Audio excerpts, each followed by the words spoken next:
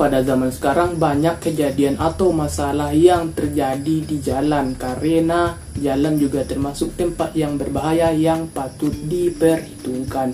Tragedi dan kematian seseorang juga sebagian berasal di jalan. Patut digarisbawahi, kita sesama manusia pasti akrab dan sering keluar rumah dan menempuh tempat tujuan. Pasti di perjalanan kita tidak akan mulus, mulai dari macet, kerusuhan, sampai dengan kecelakaan, baik itu kecelakaan tunggal maupun kecelakaan beruntun. Tapi itu semua tidak ada apa-apanya dibanding video kali ini, yang dimana video kali ini adalah video pekerjaan mereka yang ada di jalan, hidup di jalan dan cari makan di jalan.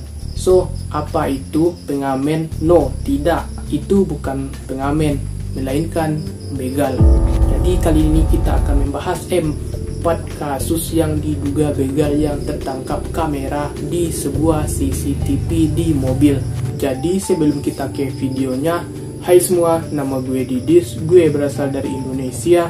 Subscribe channel ini dan nyalakan notification bell supaya tidak ketinggalan konten terbaru, dan share juga ke teman lo biar dia tahu betapa mengerikan dunia dan sisi kelam di dunia nyata. Setelah sudah siap, langsung saja kita ke video kali ini. 1. Dibuntuti. Pada tanggal 6 Desember 2016 pukul 23.00 malam, seorang pria bernama Julio Perez pergi bersama temannya ke sebuah toko serba ada beberapa blok jauhnya dari rumahnya. Sesuai dengan apa yang dia bagikan secara online 2 hari setelah, temannya takut untuk pergi sendiri karena tempat parkir toko diketahui menjadi tidak aman karena cahaya di situ sangatlah minim. Setelah menghabiskan beberapa waktu di toko dan membeli makan malam di keras, JR Junior mengucapkan selamat tinggal kepada temannya dan keluar dari tempat parkir. Tapi hanya beberapa detik kemudian sebuah mobil merah terlihat keluar dari tempat parkir yang sama dan mulai mengikutinya. Dalam perjalanan pulang dengan mengganggu, segera setelah Julio tiba di tanda berhenti, trailer merah terlihat berhenti juga tepat di depannya dan menghalangi jalan Julio. Seperti yang kita duga, pasti Julio berpikir, loh, siapa orang ini main hadang sembarangan? Kalau kita di posisi Julio, pasti kita akan melakukan hal yang sama seperti yang Julio lakukan, bertanya dan berpikir siapa yang ada di dalam mobil yang menghalanginya. So, hit me up tomorrow then. Later.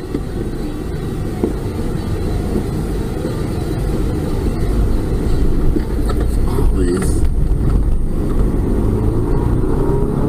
I'm playing shit.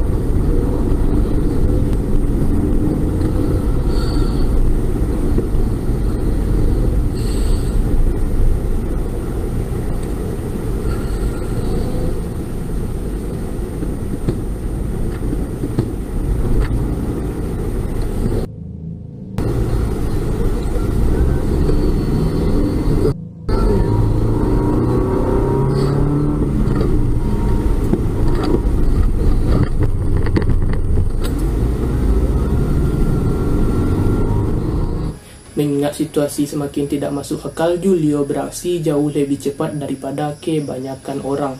Begitu dia melihat seseorang akan keluar dari mobil merah, dia memundurkan mobilnya dan dengan terampil terus mundur. Sayangnya pengemudi mobil merah itu menolak menyerah begitu saja dan terus mengikuti dari dekat. Julio mulai panas nih, siapa nih orang kurang hajar banget dah, ngapain dia ngikutin gue sejauh ini. Sumpah serapah udah mulai keluar dari mulut Julio. Dia terus mepet-mepet mobil Julio, sekali-sekali menghalanginya dari jarak depan, sampai akhirnya penyerang itu melemparkan benda tidak dikenal ke mobil Julio. Kejar-kejaran terjadi di jalan sampai saatnya Julio udah tidak tahan dengan perilaku pria pakai mobil merah itu, sangat meresahkan. Udah dipepet-pepet, dilempari benda pula. Sebagai upaya untuk membuatnya berhenti, ini adalah ketika dia memutuskan untuk menelpon 911 untuk meminta bantuan.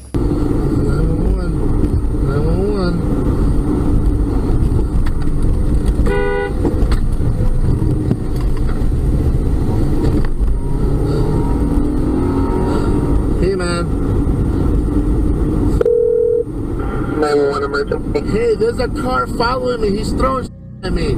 I'm on Lomas going eastbound, and he's I don't know what he's doing, man. Okay, Lomas, and what's the closest cross street to Right you? now, San Pedro. It's a red light. Holy I mean, they're I don't know what they're trying to do, man. Oh my God, man.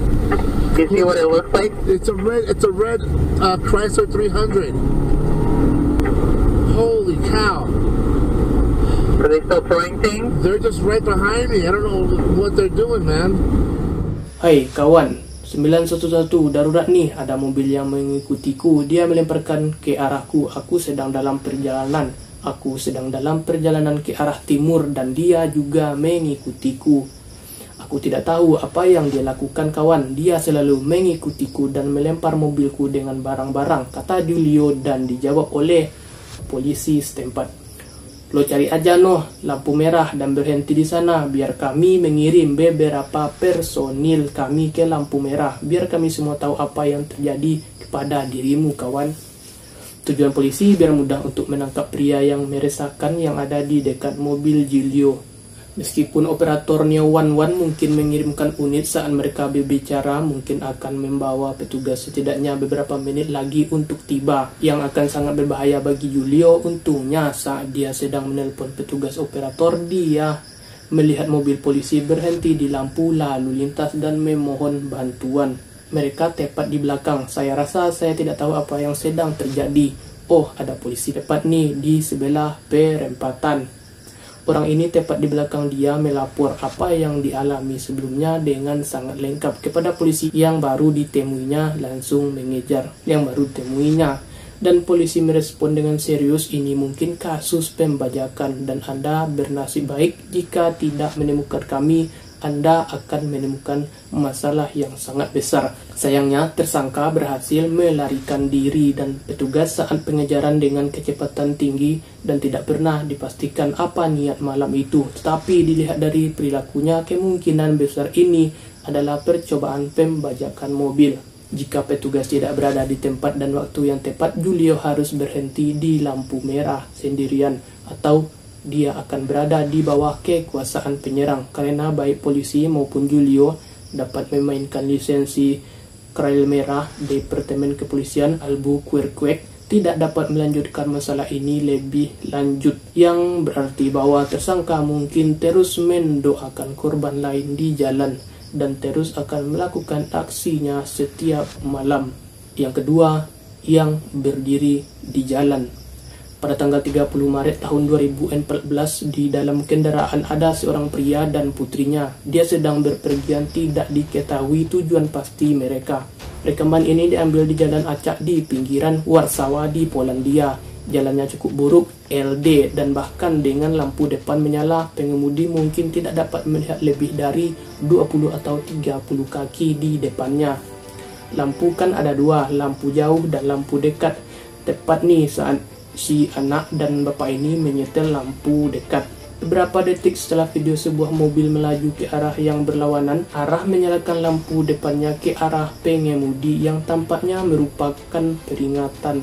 Sayangnya pengemudi tidak memiliki cukup waktu untuk beraksi dan disinilah keadaan berubah total. Saat dia melaju di jalan tol, tiba-tiba ada seorang pria random yang pas di tengah jalan. Pengemudi notice dong, langsung banting setir ke arah kiri. Ya, setelah berbelok untuk menghindari pria yang berdiri di tengah jalan, pengemudi mencoba untuk memperbaiki jalur kendaraan, namun hal ini jauh lebih mudah diucapkan daripada dilakukan. Di tengah panasnya momen, ayah dan anak perempuannya tidak dapat mengendalikan mobil dan keluar dari jalur dan berhenti di selokan. Meskipun tampaknya pria tersebut berhasil memperbaiki jalur kendaraannya dan kembali menoleh ke mobil pada saat kejadian, masih belum ada alasan untuk berdiri di tengah jalan yang gelap gulita sementara ada mobil yang lewat, mengingat perilaku pria tersebut yang tidak rasional. Mungkin saja dia sedang dalam pengaruh sesuatu atau sedang mencoba untuk bunuh diri. Tetapi karena pria itu segera melarikan diri dari tempat kejadian, niat sebenarnya malam itu tidak dapat ditebak siapapun. Menurut pengemudi, dia dan putrinya sama-sama mengalami luka ringan dan polisi tidak pernah dapat menemukan pria misterius itu. Dan sampai sekarang pria misterius yang tiba-tiba ada di tengah jalan itu tidak diketahui siapa dan mengapa dia ada di situ. Dan menurut lo itu orang sengaja atau tidak, atau dia teleportasi ke situ dari tempat lain? Tulis pendapat lo di kolom komentar.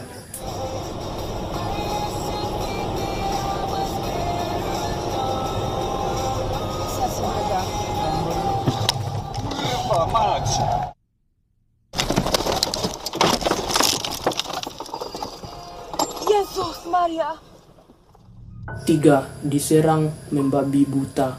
Pada tahun 2018, Lauren dan Brian Swenson sedang dalam proses membuka gym CrossFit di Nairobi, Kenya dengan 2 pelatih lokal. Suatu hari pasangan itu sedang dalam perjalanan untuk melakukan beberapa syuting dengan pelatih mereka untuk mempromosikan gym mereka. Saat pergi mereka terjebak macet di jalan lintas utama. Segera mereka setelahnya mengambil jalan memutar di jalan tanah di daerah pedalaman, dan disinilah awal tragedi terjadi. Para pelatih melewati 2 petugas polisi yang berjalan kaki dengan senjata yang memberi isyarat kepada pasangan tersebut untuk memberi mereka tumpangan karena alasan yang tidak mereka ungkapkan. Mereka memilih untuk tidak menumpangkan petugas dan terus mengemudi sampai mereka datang di seberang. Udah dikasih penjagaan oleh orang bersenjata, malah nggak mau. Kemudian sebuah kendaraan angkutan umum berwarna putih berhenti di tengah jalan. Meskipun pasangan tersebut tidak menyadarinya, pada saat pengemudi van putih tersebut mencoba memperingatkan mereka dengan lampu depannya. Tetapi mereka melewatkan sinyalnya dan disinilah keadaan menjadi terganggu. Ternyata mobil van putih itu adalah mobil CG rombongan begal. Tepat ketika mereka melewati van, 3 pria bersenjata parang muncul di belakang kendaraan dan menyerang mobil Swenson yang beraksi cepat terhadap situasi tersebut. Pengemudi segera bergeser kendaraan ke arah mundur untuk mendapatkan jarak tertentu ketika orang-orang itu mendekat. Salah satu pelatih menginstruksikan Brand untuk melaju ke depan. Dan saat dia melakukannya, salah satu penyerang mencoba menjangkau melalui jendela dengan parang tersebut. Di postingan Facebook yang dibagikan setelah kejadian, Lauren disebutkan bahwa pertama kali melihat para bandit jendela Brand yang terbuka sebagian dan kemudian dia melaju kembali ke relevan untuk mengulur waktu. Ketika para bandit menyerang mobil, jendelanya retak. Tetapi untungnya itu tidak cukup agar parang dapat masuk ke Brian. Salah satu pelatih menyebut bahwa dia dapat melihat polisi tiba di tempat kejadian.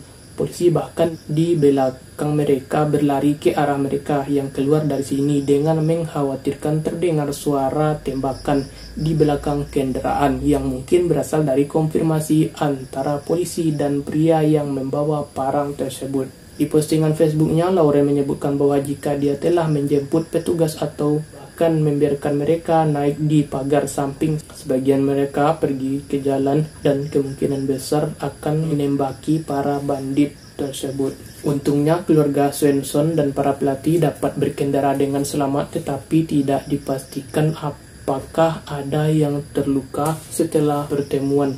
I'd rather assume they do. Yeah. Drive forward. Cross. Yep, drive forward. Hey!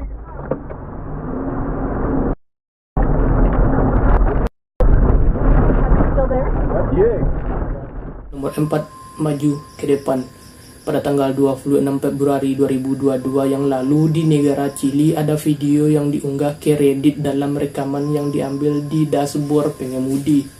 Ada kamera mobil putih di depan terlihat mogok lebih dari yang diperlukan dan bergerak sedikit mencurigakan di jalan yang mengarah ke terowongan. Pengemudi dengan kamera dashboard menjaga jarak saat mobil putih itu berhenti total, dan disinilah segalanya menjadi menarik.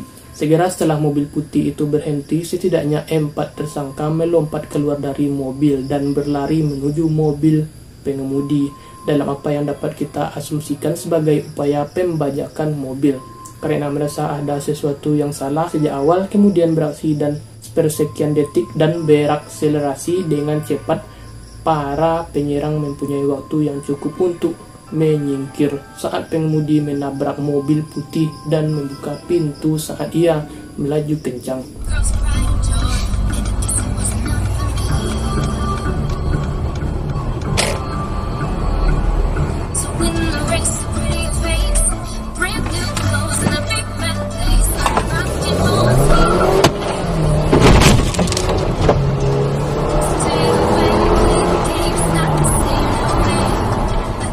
Satu hal yang menarik perhatian banyak penonton adalah kenyataan bahwa pria tersebut tetap sangat tenang selama percobaan tersebut.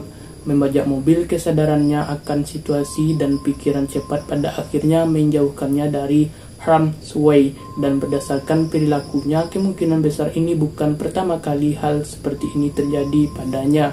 Hal ini sepertinya dialami oleh deskripsi yang diunggah dan diedit ulang pengguna yang mengepost video. Keterangannya dibaca untuk memberikan konteks lebih lanjut. Hal ini terjadi di Chili. Saya tidak sedang mengemudi, tetapi saya sering menggunakan rute tersebut di sini. Jenis pembajakan mobil ini sudah menjadi sangat umum sehingga ada risiko untuk keluar dari mobil. Setelahnya 10 malam dan semua pengemudi telah belajar untuk menjaga jarak dari mobil depan di pintu keluar. Tidak banyak informasi mengenai kejadian ini secara online dan tidak pernah ada konfirmasi apakah pembajak mobil ditangkap oleh polisi atau tidak. So, jadi itulah 4 video mengerikan di jalan yang terekam oleh CCTV, yang dimana video pertama ada seorang yang tidak dikenal sedang mengikuti pria mulai dari minimarket sampai ke jalan raya, dan untung dia menemukan polisi di perempatan jalan lampu merah. Dan video kedua ada seorang pria random yang berdiri pas di tengah jalan, tidak diketahui maksud pria tersebut berdiri di situ. Video ketiga orang yang diserang pakai parang. Video keempat jalan yang sering dibajak. Jadi buat kalian semua, video ini jadi teguran buat kalian, khusus buat kaum wanita. Jikalau di jalan harap berhati-hati, banyak kasus yang terjadi di jalan raya. Kalau bepergian malam alangkah baiknya diantar teman atau jangan lewat yang sepi. Jadi itu saja yang dapat gue bahas di episode kali ini. Tunggu saja video berikutnya dan see you on the next video. Bye bye.